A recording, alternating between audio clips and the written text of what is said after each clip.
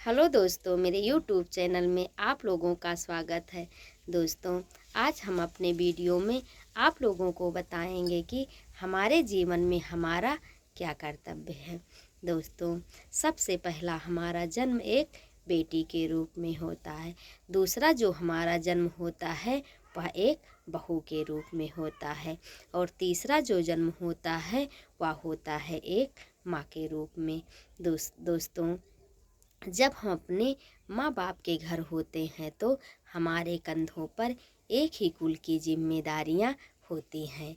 लेकिन दोस्तों, जब हम अपने ससुराल में आते हैं तब हमारे कंधों पे दो कुल की जिम्मेदारियाँ होती हैं। और दोस्तों, हमें अपने कर्तव्यों को बाखूबी निभाना पड़ता है।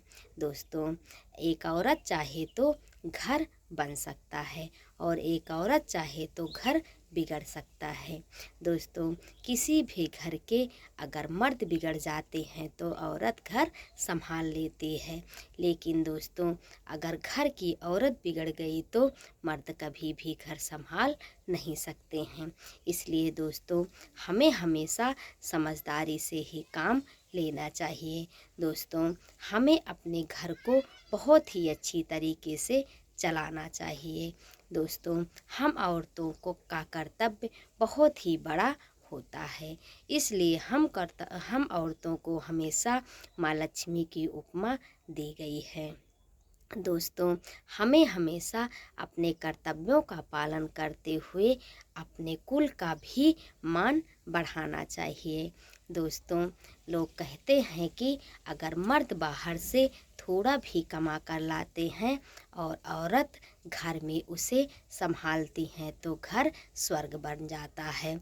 और मर्द चाहे बाहर से कितना भी कमा के लाए और औरत अगर उसको संभालना नहीं जानती है तो घर नर्क बन जाता है। इसलिए दोस्तों, हम औरतों का इस जीवन में बहुत ही महत्वपूर्ण योगदान है। जो औरत अपने घर को, अपने परिवार को और अपने पति को समझते हैं वह घर स्वर्ग बन जाता है। इसलिए दोस्तों, हमें हमेशा ये प्रयास करना चाहिए कि हम अपने माँ बाप के दिए हुए संस्कारों से आगे चलकर अपने कुल का मान बढ़ाएं।